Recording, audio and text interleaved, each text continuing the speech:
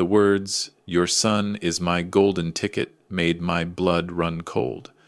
I stood frozen outside the women's restroom at Mercato's, the upscale Italian restaurant where we were celebrating my son's graduation from MIT. That voice belonged to Vanessa, my son Marcus's girlfriend of 8 months. The same woman who, just minutes ago, had been holding his hand and smiling sweetly at our family table. It was supposed to be a perfect evening. Marcus had graduated summa cum laude with a degree in computer science, already had 3 job offers from tech giants, and seemed happier than I'd seen him since his mother passed away 4 years ago. The restaurant buzzed with conversation and laughter. Candlelight flickered across white tablecloths. Everything seemed right in the world. But now, standing in this dim hallway between the dining room and the restrooms, I heard my world beginning to crack. "Seriously, Amber, the interview went amazing," Vanessa continued, her voice dripping with excitement through the bathroom door. She must have been on the phone. The tech company offered him $175,000 to start, plus stock options. Can you believe it? I won't have to work another day in my life. My jaw clenched. I should have walked away. I should have given her privacy. But something in her tone, that calculating edge, kept my feet planted on the worn carpet. "No, he has no clue," she laughed. "Marcus thinks I'm some struggling content creator trying to make it as an influencer. He doesn't know my accounts are all fake followers I bought. Why would he? He's too busy being a genius to notice anything." The contempt in her voice stung like a slap. "The dad is the only problem," Vanessa continued. "Robert watches me like a hawk. But Marcus worships his dead mom's memory so much that he's desperate for me to get along with his father. I just play the sweet, supportive girlfriend role. It's exhausting, but the payoff will be worth it." I heard the faucet running, then the rustle of paper towels. "Once we move to Seattle for his job, I'll convince him to cut ties with Robert. Old man gives me the creeps anyway, always asking questions about my career. Then it's just me and Marcus and that beautiful salary. I give it 6 months before I have him convinced to upgrade my car, then the engagement ring, then..." The bathroom door swung open. Vanessa emerged, phone pressed to her ear, and nearly collided with me. Her eyes widened for a fraction of a second before her expression smoothed into that practiced smile I now recognized as a mask. "Amber, I have to go," she said quickly, ending the call. "Robert, I was just coming back to the table. The line for the ladies' room was crazy." "I'm sure it was," I said quietly, my voice steady despite the rage building in my chest. She laughed, a tinkling sound that now felt like nails on a chalkboard. "You men are so lucky. You just walk in and out of restrooms so fast." I studied her face. 22 years old, blonde hair perfectly styled, makeup flawless. She was beautiful in that Instagram-ready way, filtered, posed, artificial. How had I not seen it before? Or had I seen it and simply hoped I was wrong? "Shall we head back?" she asked, touching my arm lightly. "I think they're about to bring out Marcus's cake." I nodded, following her back to our table in the main dining room. Marcus looked up as we approached, his face lighting up the way it always did when he saw Vanessa.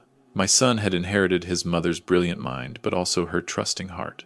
Sarah had believed the best in everyone, sometimes to her detriment. I'd always been the skeptical one, the one who asked hard questions. After she died, I'd promised myself I'd protect Marcus from the world's ugliness. But how could I protect him from someone he loved? "There you are," Marcus said, standing to pull out Vanessa's chair. We were about to send a search party. My sister Linda raised her wine glass in my direction. "Everything okay, Rob?" "Fine," I managed, sliding into my seat. "Just needed a moment." The rest of dinner passed in a blur. Waiters brought out a elaborate chocolate cake with "Congratulations, Marcus," written in gold frosting. Everyone sang. Marcus blushed and laughed. Vanessa fed him a bite of cake, and the table erupted in awes and camera clicks. I watched it all like I was viewing it through frosted glass. Every smile she gave, every tender touch, every adoring glance, now I saw them for what they were. Performance, calculation, lies. "Dad?" Marcus's voice cut through my thoughts. "You okay? You haven't touched your tiramisu." I looked at my son, really looked at him. He'd grown into a fine young man despite losing his mother at 19. He'd thrown himself into his studies, graduated at the top of his class, and now stood on the edge of a brilliant career. He deserved happiness. He deserved real love, not this parasitic pretender. "I'm proud of you, son," I said, and meant it with every fiber of my being. "Your mother would be too." His eyes glistened. "Thanks, Dad. That means everything." Vanessa squeezed his hand. "We're all so proud of him, aren't we?" She looked at me with those innocent eyes. "Marcus is going to change the world." I wanted to expose her right there. I wanted to stand up and tell everyone what I'd heard. But I knew Marcus wouldn't believe me. He'd think I was being overprotective, trying to sabotage his happiness because I couldn't let go. Vanessa had positioned herself too well. She'd spent 8 months building trust, playing the perfect girlfriend. My word against hers wouldn't be enough. I needed proof. After dinner, back at my house, I sat in my home office with the lights off, staring at my computer screen. Marcus and Vanessa had gone to his apartment across town to celebrate privately. Linda had offered to stay, sensing something was wrong, but I'd sent her home. I needed to think. Sarah's photo sat on my desk in its silver frame. She was laughing in it, caught mid-moment at some family picnic years ago. God, I missed her. She'd always known what to do in situations like this. She'd known how to talk to Marcus, how to guide without pushing, how to protect without smothering. "What do I do, Sarah?" I whispered to the photograph. "How do I save our boy?" My phone buzzed. A text from Marcus. "Thanks for tonight, Dad. Best graduation gift was having you there. Love you." I typed back. "Love you too, son. Always." Another text appeared, this time from Vanessa. "Thank you for the lovely dinner, Robert. Can't wait to be part of the family officially someday." The emojis felt like mockery. I didn't respond. Over the next 2 weeks, I became someone I didn't recognize. I hired a private investigator named Janet Torres, a former police detective who came highly recommended. I felt guilty about it at first. Spying on my son's girlfriend seemed like a violation. But then I'd remember her voice. "Your son is my golden ticket." Janet was thorough. Within days, she'd compiled a disturbing portfolio. Vanessa Chen, her real name, was actually Vanessa Perkins, but she'd changed it 2 years ago to sound more exotic for her social media brand. She'd dated 3 other men in the past 4 years, all of them well-off or high-earning professionals. Each relationship lasted 6 to 8 months before ending abruptly, usually after she'd accumulated expensive gifts or borrowed money that was never repaid. Her Instagram account boasted 47,000 followers.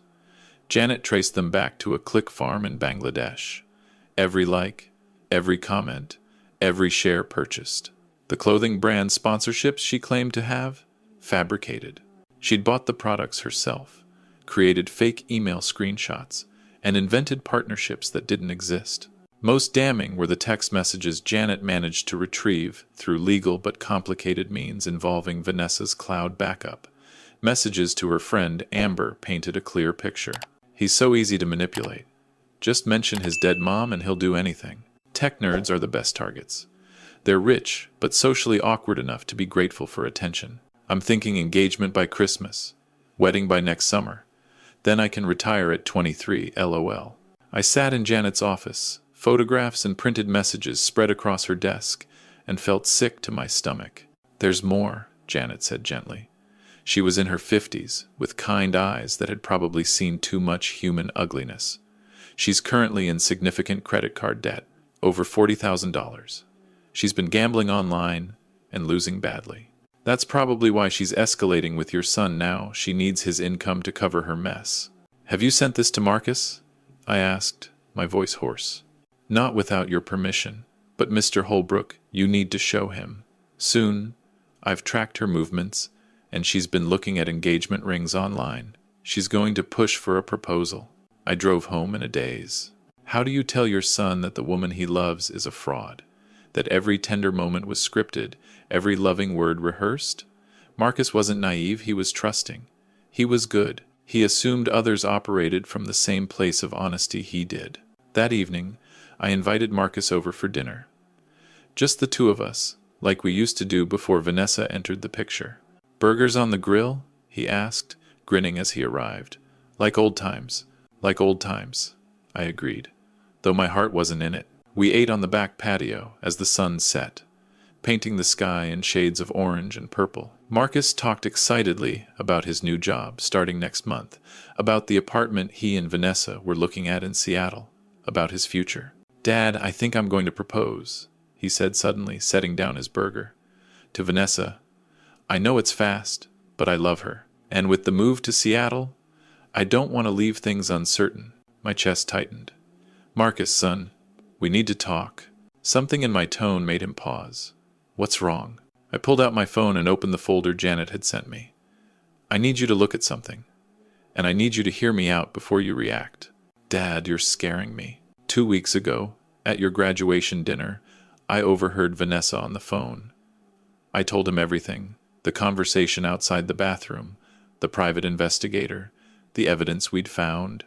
Marcus's face went from confusion to disbelief to anger. "You hired someone to spy on my girlfriend? Dad, what the hell?" "Look at the evidence," I pleaded, showing him the messages, the fake followers, the pattern of previous relationships. He pushed the phone away. "I don't care about your evidence. This is insane. Vanessa loves me. She's been nothing but supportive and kind. She's pretending, Marcus. She sees you as a what? A golden ticket?" He stood up abruptly, his chair scraping against the patio stones. "Is that what you think of me? That I'm so pathetic that no woman could genuinely love me?" "That's not what I'm saying." "It's exactly what you're saying." His voice cracked with emotion. "Ever since Mom died, you've been paranoid about everyone. You think everyone has an ulterior motive. Maybe Vanessa was frustrated that day. Maybe she was venting to a friend. That doesn't make her some kind of con artist. Marcus, please, just look at the financial records." "No." He grabbed his jacket from the chair. "I can't believe you'd do this. I can't believe you'd try to sabotage my happiness because you can't handle me moving on with my life. Son, I'm trying to protect you. I don't need protection. I need my father to trust that I can make my own decisions." He headed toward the front door, then turned back. "Vanessa was right. She said you'd try something like this. She said you couldn't handle not being in control anymore." The words hit like a physical blow. "She said that?" "Because it's true." Marcus's eyes were wet now. "I'm 23 years old. I'm not your little boy anymore, and I'm going to marry Vanessa whether you approve or not." The door slammed. Through the window, I watched his car peel out of the driveway. I stood alone in my house, surrounded by the evidence of Vanessa's deception, and wondered if I'd just lost my son forever. The next week was torture. Marcus wouldn't return my calls or texts. Linda tried to mediate, but reported back that Marcus had shut down completely. "He thinks you've lost your mind," she told me sadly. "And Vanessa is playing the victim perfectly. She's telling everyone you're trying to break them up because you're controlling and manipulative. Because I heard her admit she's using him? I believe you, Rob. But Marcus doesn't. And without his buy-in, all your evidence just looks like a paranoid father on a witch hunt." I knew she was right. I'd played this wrong.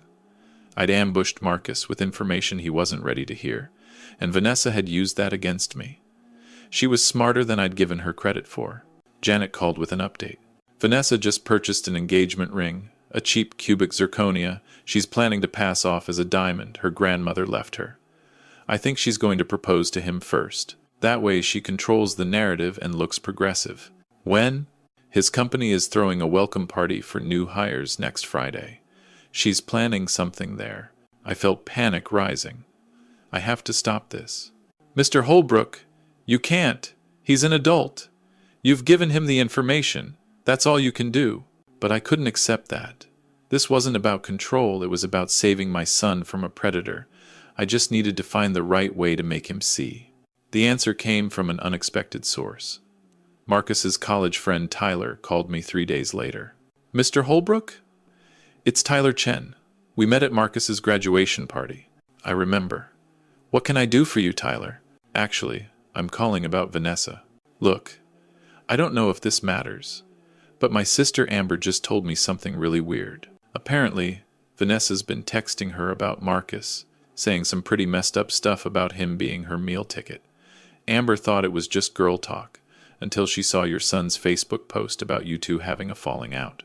My heart raced. "Amber is Vanessa's friend?" Unfortunately, yeah. They went to community college together. But Amber's pretty disgusted by what Vanessa's been saying. She has screenshots of their text conversations. She wanted me to ask if you wanted to see them. Yes, I said immediately. God, yes. Tyler forwarded them within the hour. The messages were even worse than what Janet had found.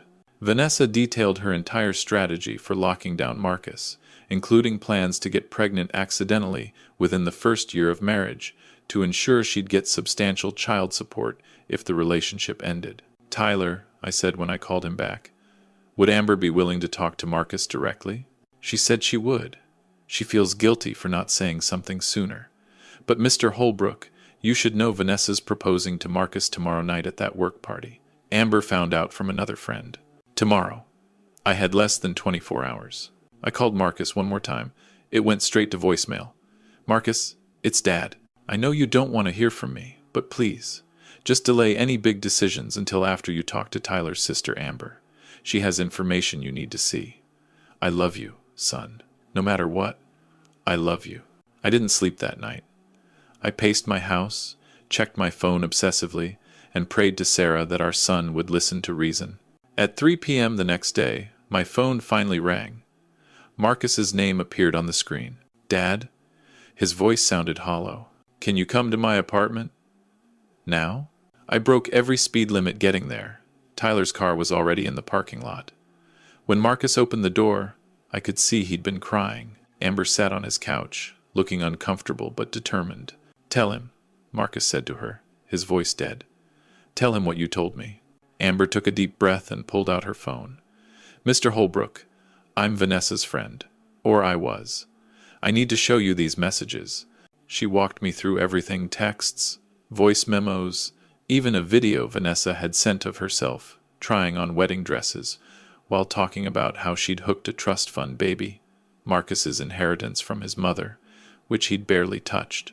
Marcus sat on the arm of his couch, staring at nothing. She called my mother's death lucky timing because it made me emotionally vulnerable and easy to manipulate. I sat beside him, my hand on his shoulder. I'm so sorry, son.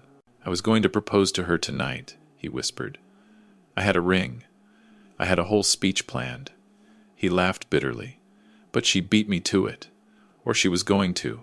Amber called me 2 hours ago, right before I was supposed to meet Vanessa at the party. Where is she now? I asked, blowing up my phone. I told her I was sick and couldn't make it. She's furious. He looked at me with red-rimmed eyes. You tried to tell me. You tried to show me, and I called you paranoid and controlling. You weren't ready to hear it. These things, when we love someone, we see what we want to see. I really loved her, Dad, or I loved who I thought she was. His voice broke. How could I be so stupid? You're not stupid. You're trusting. You're good. Those aren't flaws, Marcus. She targeted you because of those qualities. This isn't on you. Tyler spoke up from where he'd been standing quietly by the kitchen. Dude, we should probably figure out what to do.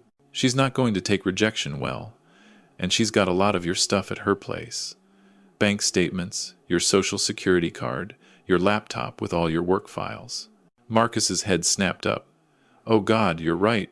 She has access to everything. Over the next hour, we formulated a plan. Janet, the private investigator, joined us via video call and walked us through the legal steps. Marcus would go to the party as planned, but arrive early to meet with his company's HR department. He'd explain the situation and provide evidence that Vanessa might pose a security risk, given her access to his personal information and his position at a tech company handling sensitive data. Then, at the party, he'd confront her publicly. Not out of cruelty, but because Amber warned us that Vanessa had invited local influencers and a photographer to capture the surprise proposal.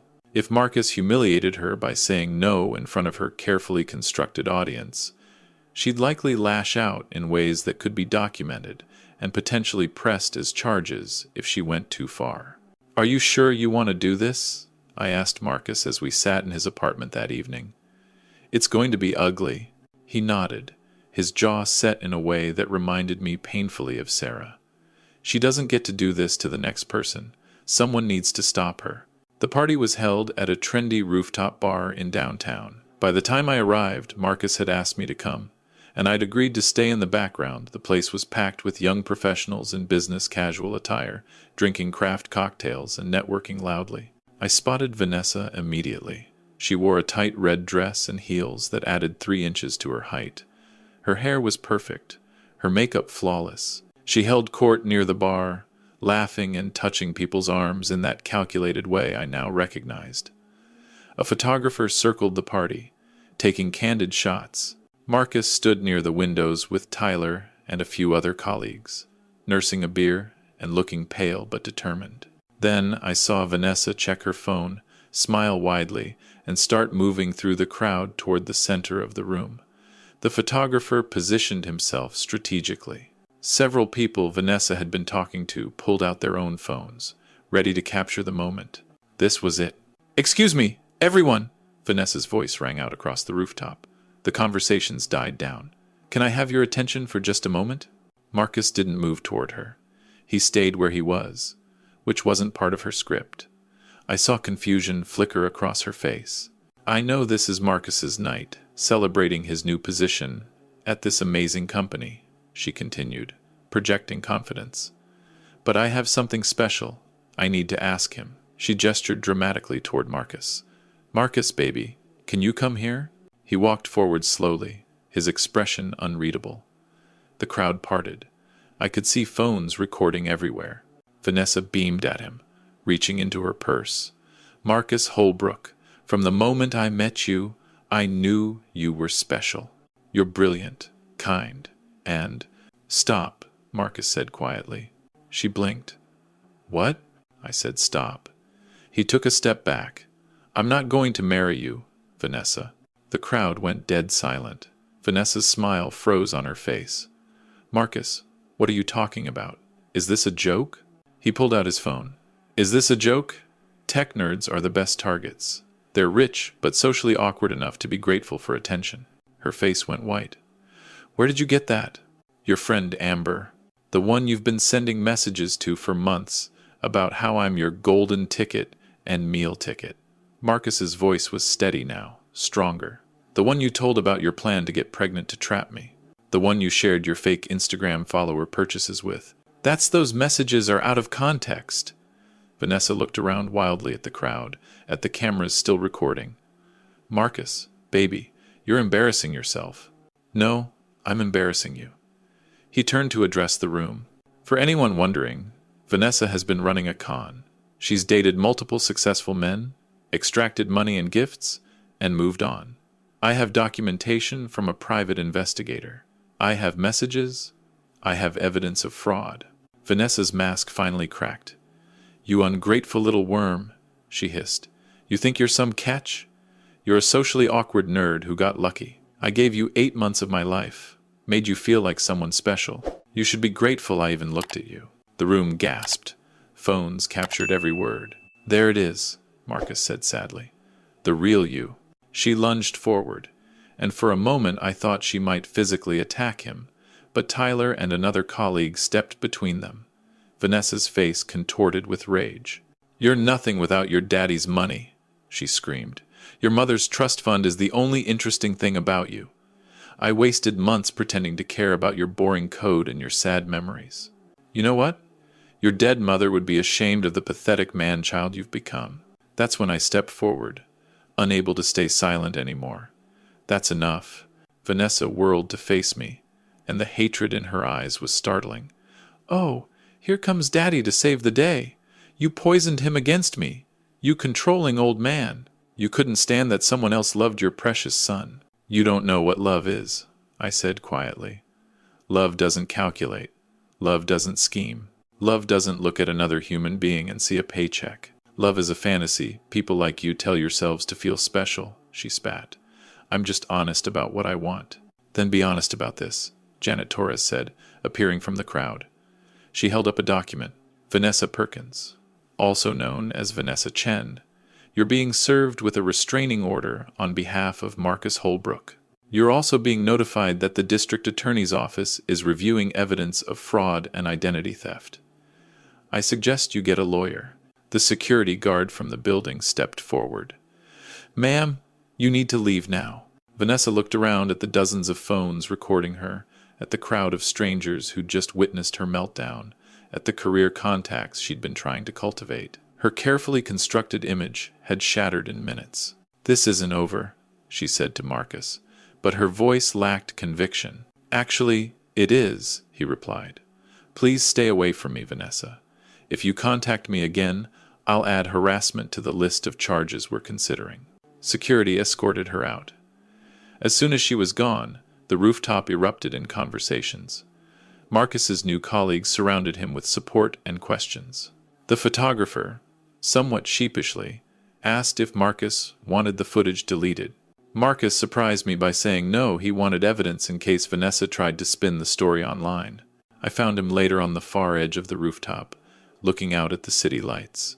"You okay, son?" He shook his head. "Not really, but I will be." He turned to me. "I'm sorry, Dad. I should have listened to you."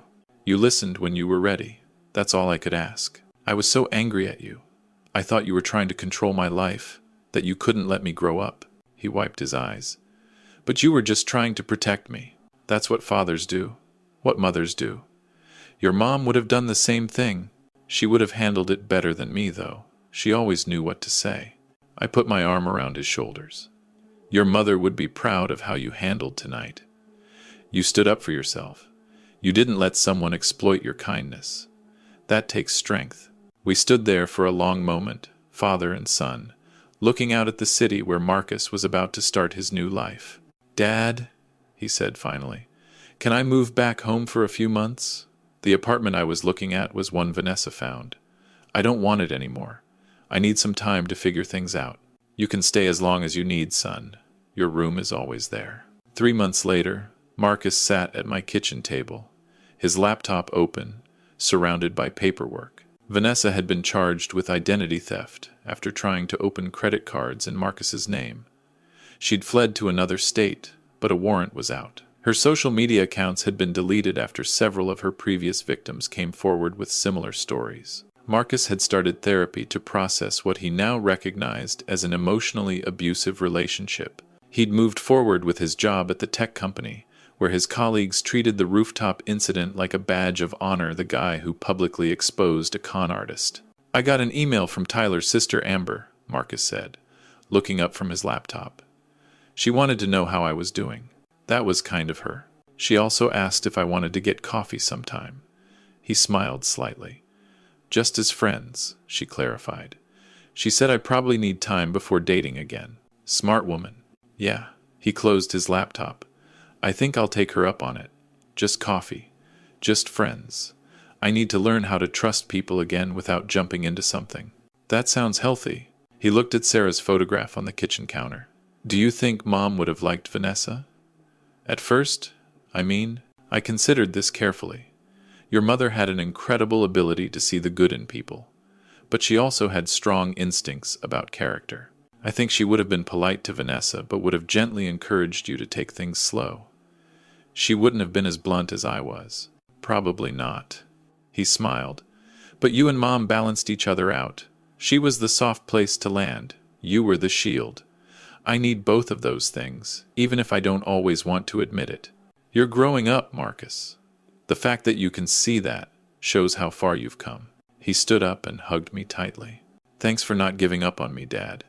Even when I told you to." I held my son, my adult son, who'd survived heartbreak and betrayal and come out stronger, and felt a weight lift from my chest that I hadn't realized I'd been carrying since Sarah died. "I'll never give up on you," I said. "That's not what fathers do."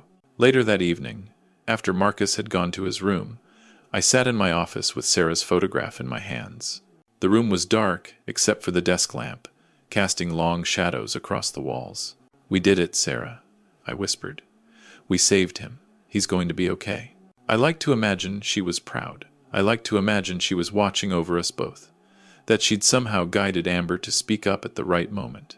That she'd given Marcus the strength to stand up for himself when it mattered most. But whether that was true or just wishful thinking, I knew one thing for certain. Marcus had learned a valuable lesson about trust, about people, and about the difference between being trusting and being naive. He'd learned that love should lift you up, not calculate your worth. And he'd learned that sometimes the people who love you most are the ones willing to be the bad guy to keep you safe. The words, "Your son is my golden ticket," still echoed in my mind sometimes. But now, they were just a memory of a battle we'd won, a warning we'd heeded, and a reminder that a father's love, like a mother's love, never stops protecting, never stops fighting, and never, ever gives up. Marcus started his new job, made real friends, and slowly rebuilt his confidence. 6 months after the rooftop incident, he called me from work one day, excited. "Dad, you won't believe this. We're working on a security feature for social media platforms to help identify fake accounts and bot activity. My manager wants me to lead the project because of my unique insight into social media fraud." I laughed. Life has a funny way of turning our worst experiences into something meaningful. Vanessa taught me to recognize manipulation. Now I'm using that to help other people avoid what I went through. There's something kind of perfect about that. Sarah used to say that we can't control what happens to us, but we can control what we do with it. Marcus had taken his pain and turned it into purpose. That's all any parent could hope for. A year later, Marcus moved into his own place again, a downtown loft he picked out himself. He was dating someone new, a software engineer he'd met through work. They were taking it slow, and Marcus had introduced her to me after 3 months of dating. She was smart, funny, and genuinely seemed to care about my son for who he was, not what he could provide. "Do you trust her?" Marcus asked me privately after that first dinner. I'd learned my lesson about being too quick to judge. "I trust you to know what's right for you, and I'm here if you need me," he smiled. "Good answer, Dad." The trauma of Vanessa didn't disappear overnight, but it faded. Marcus became more careful, more thoughtful, but not cynical. He maintained his trusting nature while developing the wisdom to recognize red flags. He'd survived his golden ticket nightmare and emerged stronger, wiser, and more compassionate because of it. And I'd learned something too. Protection doesn't always mean shielding our children from pain. Sometimes it means giving them the information they need, stepping back to let them make their own decisions, and being there to catch them when they fall. It means fighting for them without fighting their battles for them. That's what love looks like. Real love. The kind that doesn't calculate or scheme or manipulate. The kind that endures through heartbreak and betrayal and mistakes. The kind Sarah had taught me by example, and the kind I'd tried to pass on to our son. In my office, Sarah's photograph still sits in its silver frame, her laughter frozen in time. Sometimes I tell her about Marcus's life, about the man he's becoming, about the lessons we've both learned. And sometimes, in the quiet moments, I swear I can feel her presence, proud, relieved, and forever watching over the son we both loved more than life itself. The golden ticket scheme failed, but the golden bond between father and son, that remained unbreakable.